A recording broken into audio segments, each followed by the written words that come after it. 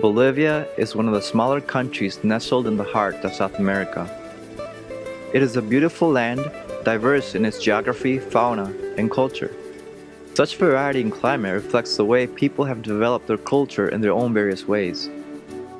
The unique cultures within the Bolivian people is evident in the way they dress, the things they eat, and even the way they talk. With a population of over 9 million people, the country is still growing despite a history of political, economic, and social obstacles.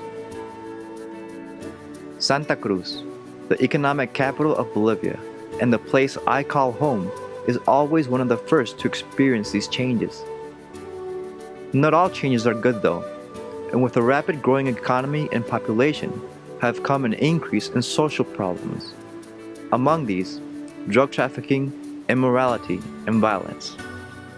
Darkness is no excuse for the power of God, and just like we were graciously loved and redeemed by our Savior Jesus Christ, these people are also lost, in sin, and need to hear about our Savior.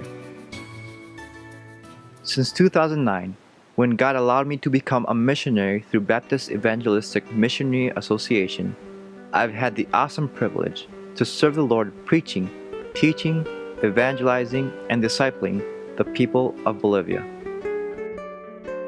My name is Matias Jr, and I feel that the most important thing I can tell you is that I am a fruit of missions in Bolivia. My grandparents, Charles and Hannah Brooks, came to Bolivia, South America in 1963 after God broke their hearts for the lost people of Bolivia. Together, they started a ministry that has now expanded to reach 24 different areas. Soon after they started their ministry, they ran into a homeless little boy who would end up becoming not only part of the family of God, but also a part of the Brooks family. This little boy would grow up to marry a beautiful Christian girl, and together become faithful servants of God to their own people. When I came along, I had all the privileges of growing in a godly home. My father led me to the Lord as my Savior when I was just a little boy. And when I was 13, I gave my life to the Lord at youth camp. God kept working on me all the way through high school, and His purpose for my life became very clear to me when I heard these words. I am not looking for ability, I'm looking for availability. Now, a few years later, I am serving the Lord in my country of Bolivia, doing the exact same thing the Brooks missionaries had done almost 50 years earlier. I have come to realize that who I am today is purely because of the amazing grace of God. I graduated from Bob Jones University in 2008, and in that same year, I was ordained into the ministry by the pastor and deacons of Gilead Baptist Church in Taylor, Michigan. Returning home to Bolivia, I have been serving as a missionary alongside my father, Matias Brooks.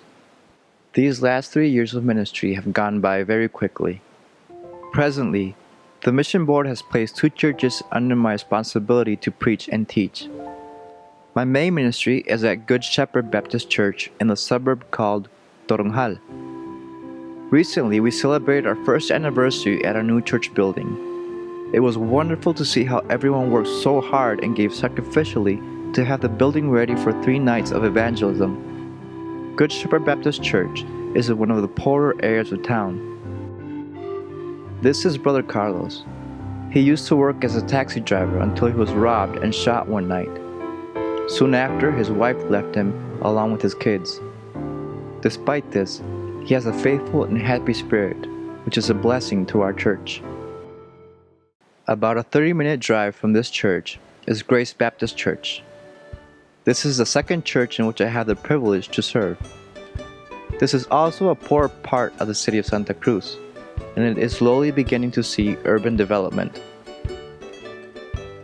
Common in poor communities is the high population of young people in the suburbs and villages on the outskirts of the city of Santa Cruz. On Friday nights, we hold sports nights with a Bible study to reach out to this generation. My present goal at these 2 churches is to build up the believers in their faith, especially reaching out to the younger community. In our main church, Bible Baptist Church, our Sunday school class has been learning about the book of Revelation. Lately, there has been a great interest in the end times among our young people, and I have really enjoyed studying and sharing it with them. Some of these teens and young adults are the backbone of several ministries from our main church.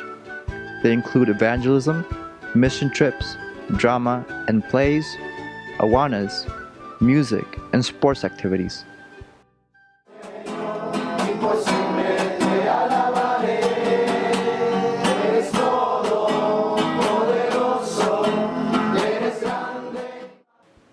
As part of our ministry with the young people, we have set up a discipleship program where they can rely on a prayer partner. It's been a great way to encourage each other. Up until last year, we had a very fruitful ministry with our main church's Christian school. That year of ministry, we saw a little over 40 kids making professions of faith, 5 of them which I had the opportunity to lead to the Lord in that school year. The Christian school became the most direct and effective way of evangelizing the youth and the kids. We were extremely sad and frustrated when it was forced to shut down. Now, we are attempting to reach out to the younger generation through other methods. One of those is Grace Baptist Camp. Although the campsite is not fully developed yet, we have already been able to use it for youth camps, retreats, and conferences for all ages. The area where the camp is located is called Urubo, and there are 2 small towns located very near to the campsite. They are called Belgica and Tarumatu. There are no Christian churches in these towns. Lord willing, we hope to establish a body of believers in one of these areas.